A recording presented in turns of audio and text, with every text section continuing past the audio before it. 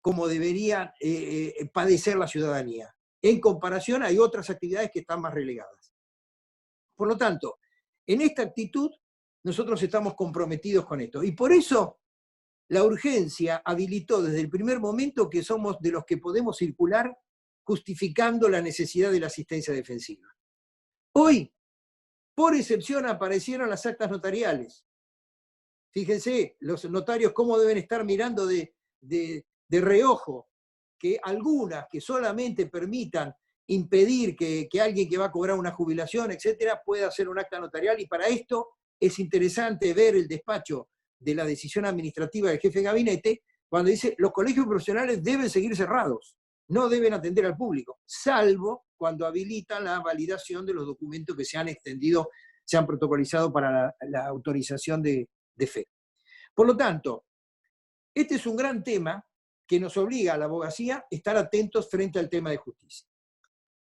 Ahora, paso al tema de la evolución de la emergencia.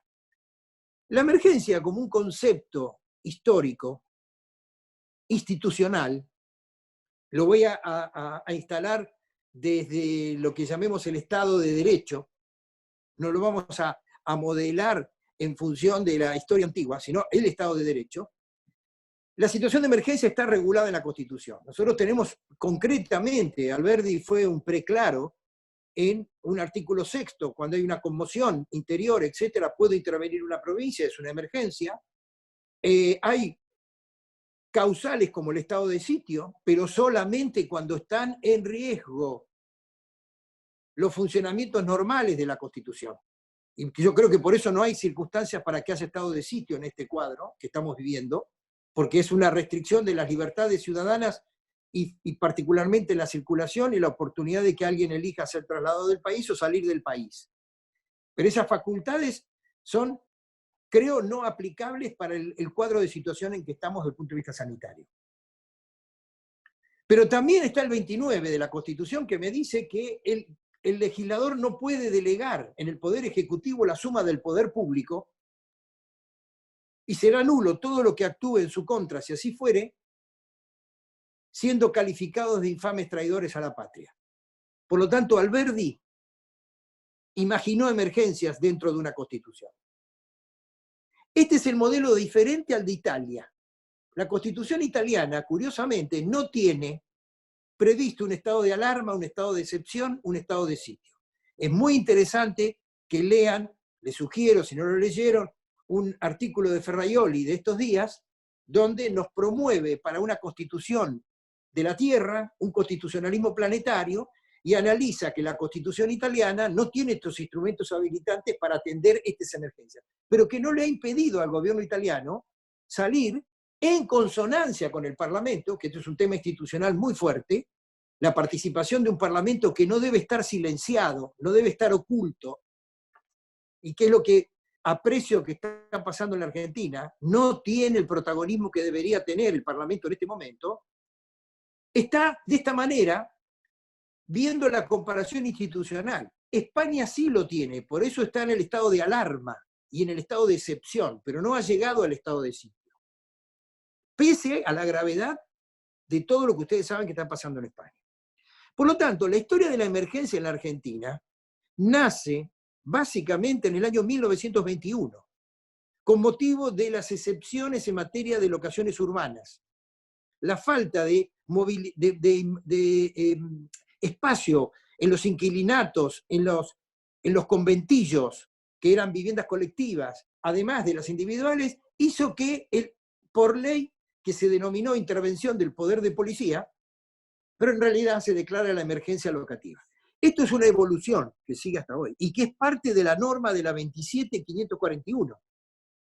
Porque lo curioso es que la evolución argentina de sucesivas leyes que fueron avanzando sobre locaciones, sobre la economía y el régimen cambiario, sobre los bancos, sobre el sistema sanitario, sobre las relaciones privadas, tuvieron leyes sucesivas de intervenciones permanentes, justificando que por una razón excepcional ceden las instituciones normales. Y este es el problema. Acá viene un problema, Por lo tanto, la abogacía tiene que estar atenta de no permitir que las emergencias se instalen de manera tal que yo justifique un monitoreo totalitario contra los derechos ciudadanos. ¿Por qué digo monitoreo totalitario? Porque lo que está pasando a partir de esto es el manejo de la protección de datos, que Andrés va a hablar mañana y que seguramente lo dirá mejor, pero el problema es que hemos cedido nuestra intimidad a partir del seguimiento de el control sanitario. Nos relajó en la preservación de nuestros datos. Corea lo está viviendo de manera espectacular. Se están difundiendo en Corea datos de sospechosos del coronavirus de manera pública. Y estos son datos sensibles. Por lo tanto, esta es una ruptura institucional que la gente cede, aceptamos, porque debo salvar la vida. Y como hay una parálisis, un miedo, y los gobiernos no saben qué hacer, porque esta es otra prueba de que el gobierno histórico que hemos tenido hasta hoy, atomizado en las soberanías nacionales, refugiados en cada uno de nuestros territorios, deseando reivindicar el nacionalismo, etcétera, etcétera, nos tiene desarticulado en la cooperación internacional. Y entonces cada uno ha fortalecido estos grandes hermanos justificados por la situación de excepción. Esta etapa de emergencia, en la 27.541, está todo junto en el artículo 1. Esto es muy curioso. Ni que fuera imaginativa la ley 27.541 en diciembre, cuando enuncia en el artículo 1 lo que la historia argentina enunció en distintos tiempos y en distintas leyes. Sanitario, económico, administrativo, etcétera, etcétera. Todos ya estábamos declarados de emergencia. Por eso hay muchos decretos de ejecución y otros DNU. A partir de esto, esas emergencias sanitarias, esas emergencias administrativas, históricas, etcétera, fueron interfiriendo en los servicios públicos. ¿Qué es un servicio público en la República Argentina? Todavía, básicamente, un servicio público sigue siendo aquella actividad que el Estado básicamente titulariza para sí, la toma para sí, la puede prestar satisfaciendo de manera técnica, porque el concepto del servicio público es una actividad que satisface técnicamente, profesionalmente, una serie de necesidades colectivas, de manera continua, regular, igualitaria, permanente, reglamentaria, con un estándar mínimo de calidad de prestatario, de manera que el ciudadano sienta que la eficacia, la eficiencia y la calidad le llega. Calidad es la satisfacción que tenemos en lo que recibimos al cubrirse nuestras necesidades. Eficiencia es la relación económica costo-beneficio para que yo pueda llegar al objetivo positivo de la satisfacción de ese servicio al menor costo posible. Y esa eficacia se traduce en las metas, esos objetivos que yo personalmente, una empresa, el concesionario, cualquiera de nosotros tenemos que fijarnos para nuestros programas, nuestros planes. Pues esas tres categorías son los tres grandes desafíos. ¿Qué ocurre? La titularidad del Estado de estas actividades es una historia francesa de 1860. También producto, 1860, León de Witt en Burdeos, también producto de una urgencia, que fue la pérdida de la guerra que tuvo Francia con Alemania y perdió Alsacia y Lorena, que era el territorio del poder, que era el carbón. Esta actitud desanimada que tenía Francia la recupera en una mística, atendiendo una organización estatal que le brinde servicios a la gente. Esta es una recreación mágica que hizo León de Witt, que era constitucionalista y que no era administrativista. Entonces dijo, como el Estado no tiene personalidad jurídica y sí lo tienen las personas que nos juntamos, cooperamos para satisfacer ese interés general. Y esta modalidad la tomó el derecho administrativo como un objeto primordial. Y durante mucho tiempo, incluyendo a Rafael Bielsa, el auténtico, como le digo yo, el original, generó que el derecho administrativo sea el derecho de los servicios públicos. Pero no todo es servicio público. Entonces, ¿qué tenemos? Servicio público, actividad estatal, titularizada, que presta de manera directa o indirecta. Directa, todavía nos quedan algunas prestaciones directas, pero hay más indirectas, como en la técnica de la concesión.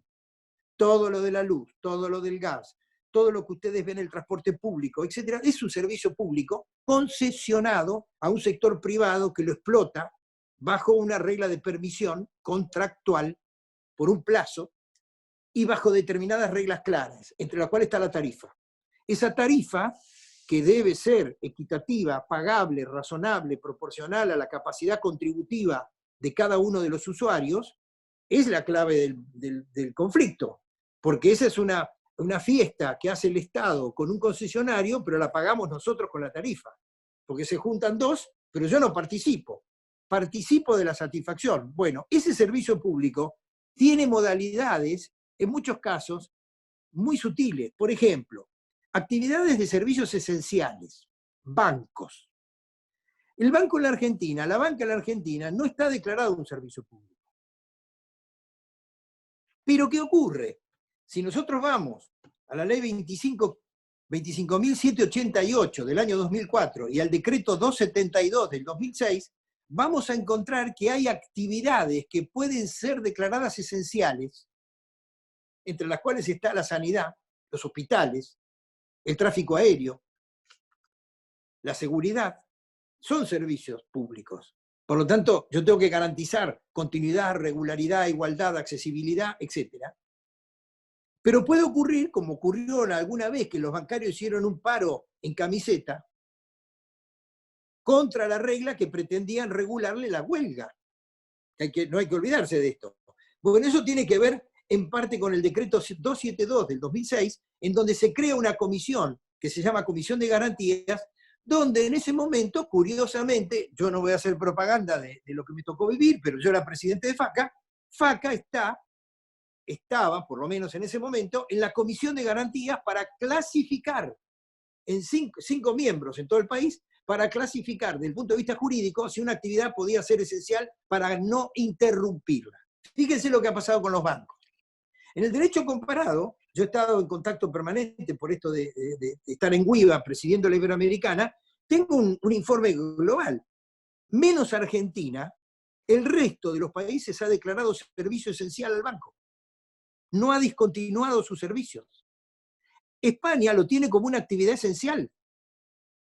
Aunque ha reducido sucursales, ha continuado con una regulación estricta, etcétera, la prestación de esos servicios. Nosotros lo tenemos paralizado porque, pese a esto, está sujeto a que no existan huelgas que paralicen el servicio. Por eso el 272, en el decreto, me permite establecer que si hay una medida de fuerza, tengo que garantizar guardias mínimas.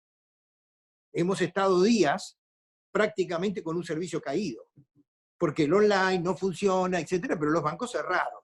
Por lo tanto, fíjense esta dicotomía desde el punto de vista del criterio regional a nivel, o internacional. Por eso hablaba de la cooperación al principio, porque este tema no lo vamos a resolver con la soberanía nacional de cada país, que es lo que a lo mejor los presidentes o las presidentas no están entendiendo, que no va a pasar. Esto no lo arregla cada país fragmentadamente, porque viene un replanteo histórico del asunto. Por lo tanto, en este tema de los bancos, nosotros tenemos que ahora esperar o tener la ilusión de que se vuelvan a regularizar e imaginar de que el servicio, antes o después, no se vuelva en contra de la economía y de la sociedad. Porque si no hay economía informal, no tengo economía formal, que es en definitiva la bancarizada, que el mundo está funcionando o tiende a esta situación.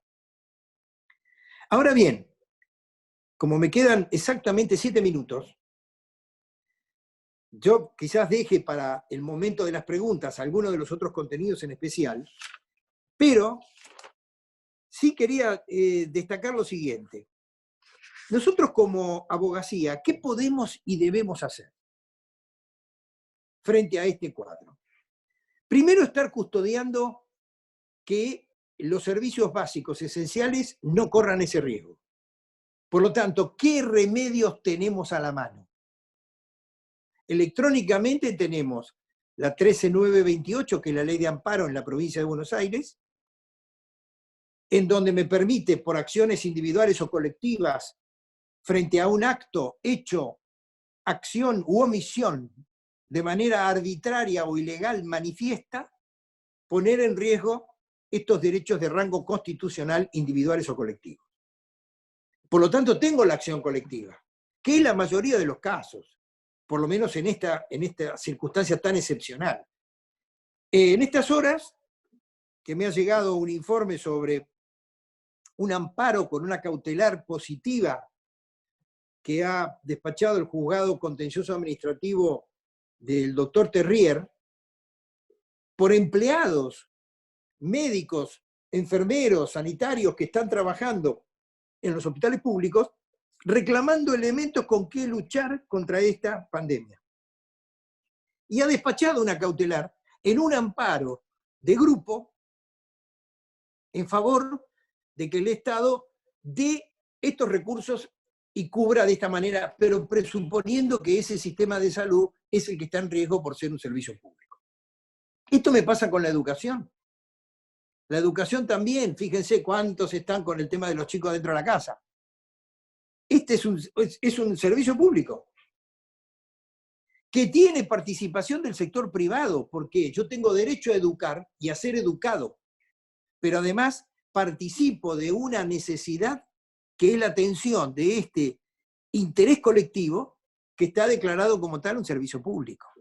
De ahí la garantía de la regularidad. Y nosotros estamos haciendo este ejercicio, cómo poder por estos medios llevar a este camino de no discontinuar un modelo tradicional, el presencial áulico, que por lo que vemos durante un largo tiempo va a desaparecer. Por lo tanto, tenemos que acomodarnos a estos temas. Esto también está catalogado en estas condiciones. Y las consecuencias es no discontinuarlo, no interrumpirlo, porque está en riesgo una cuestión institucional de fondo. ¿Cuál es para mí uno de los temas troncales que desde el punto de vista federal, de la competencia federal, porque estoy hablando de la provincia de la 13928, pero en el ejercicio de la profesión muchas veces tenemos el tema de la competencia federal, acá tenemos la acordada 12 del año 2016 de la Corte Suprema de la Nación, que, como ustedes recordarán, instaura la acción colectiva, la acción de clase, cuando yo tengo intereses subjetivos o derechos subjetivos homogéneos, que tengo una causa de afectación común, que produce un efecto a toda la clase, a todo el grupo homogéneo, y que sin perder la individualidad he pasado a ser un número. Puedo ser un número de afiliado de una obra social, y no me dan la prestación sanitaria, puedo ser número telefónico, número de gas, creo la clase, y la opción que ha hecho la Argentina en esto, a diferencia del resto del mundo, por ejemplo Estados Unidos, la clase se forma en la justicia. El particular, por medio de su abogado, construye una clase ante el juez. Y el juez llama a los pares y dice, bueno, a ver, yo abro una clase por tantos días, vengan ustedes a mí.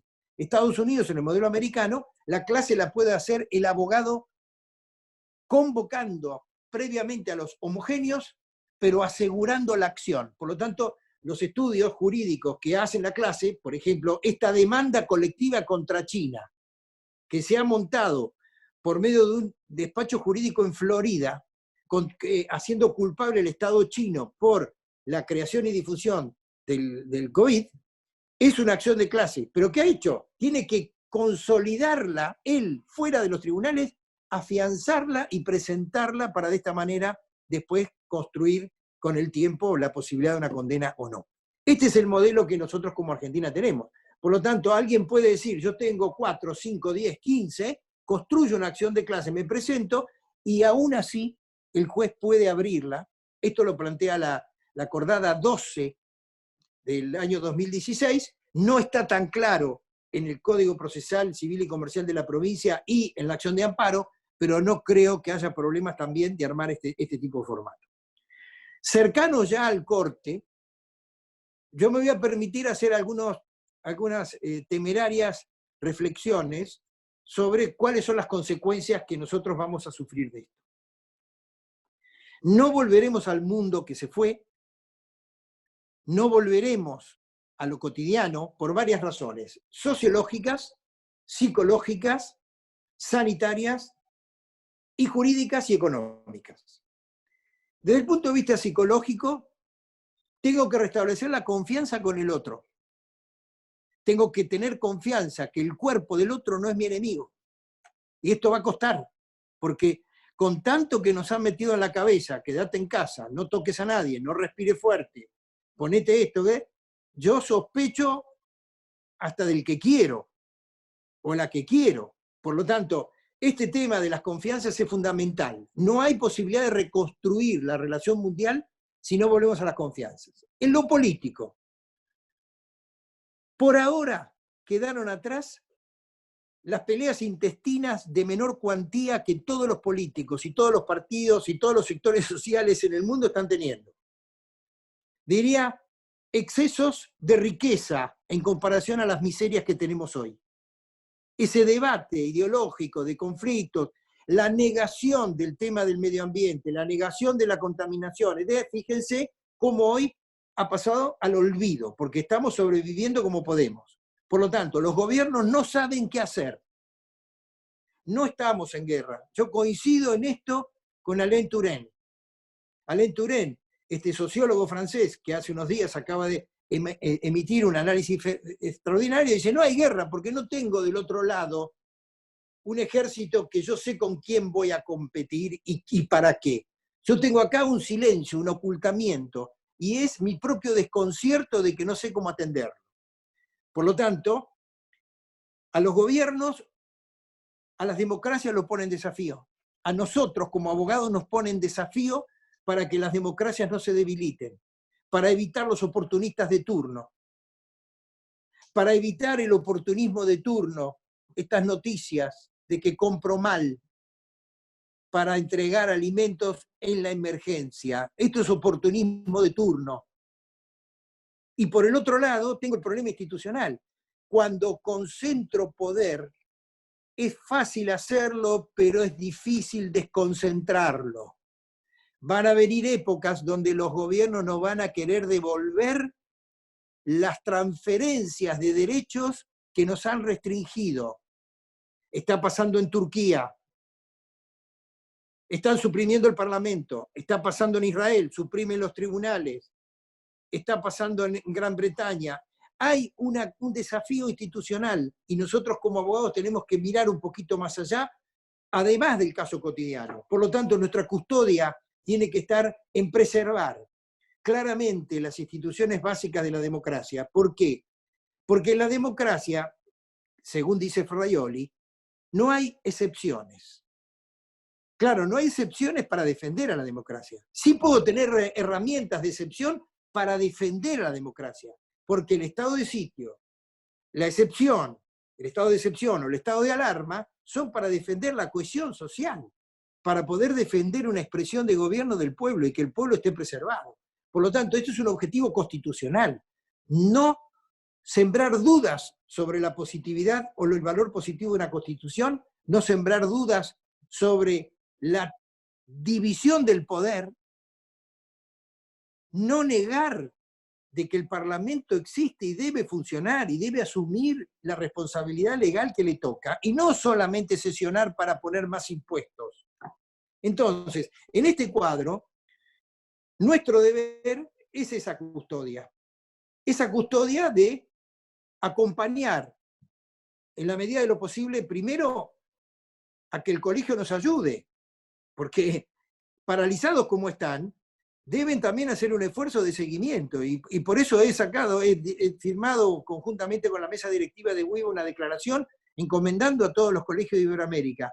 No podemos estar en presencia, pero por favor, estemos en conectividad, no abandonemos al abogado que no tiene un empleado, no tiene un empleador que le paga un sueldo, no tiene un cajero automático que le da dinero. Lo nuestro es así, hora por hora, día por día. Entonces, esta condición, hemos pedido al gobierno nacional que tome en cuenta también situaciones de favorabilidad para el ejercicio de la abogacía.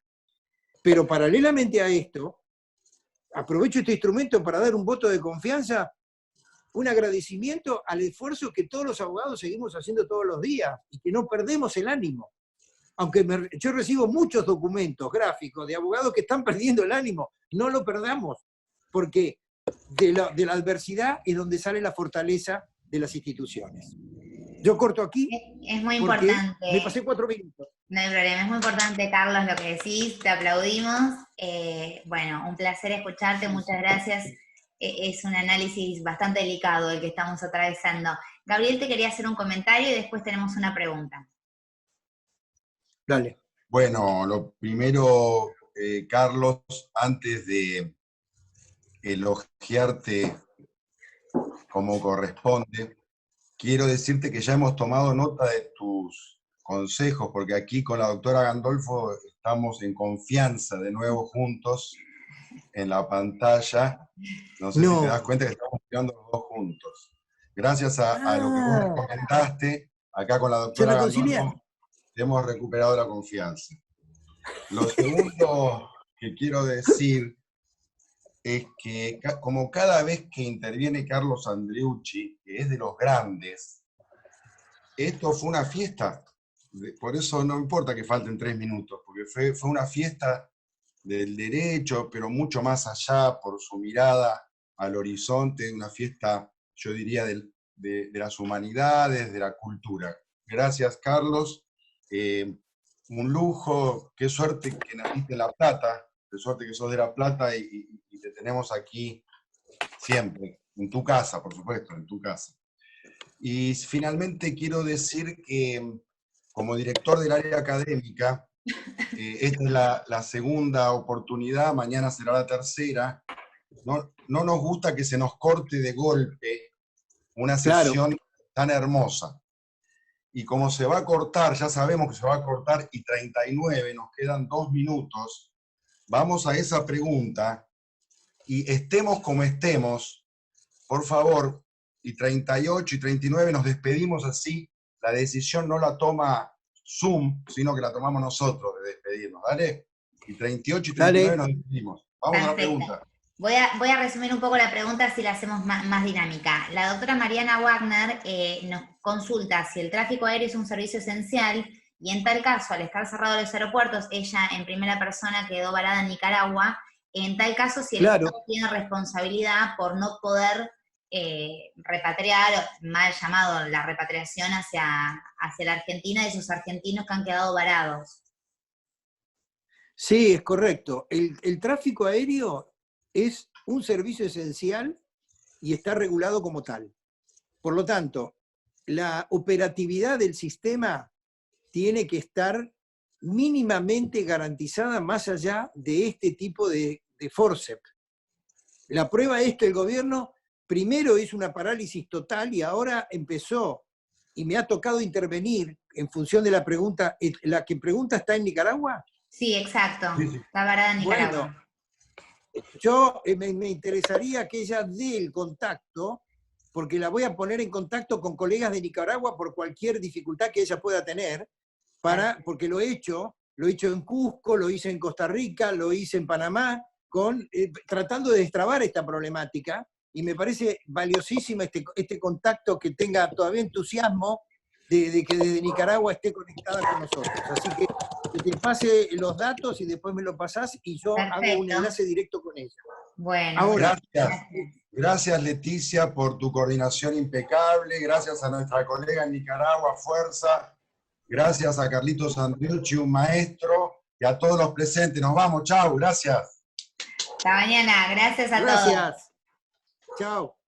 Para salir de la reunión, ahí tienen un cartelito a la derecha abajo, salir de la reunión. Nos vemos mañana, gracias Carlos, sos un capo, un maestro. Gracias a ustedes.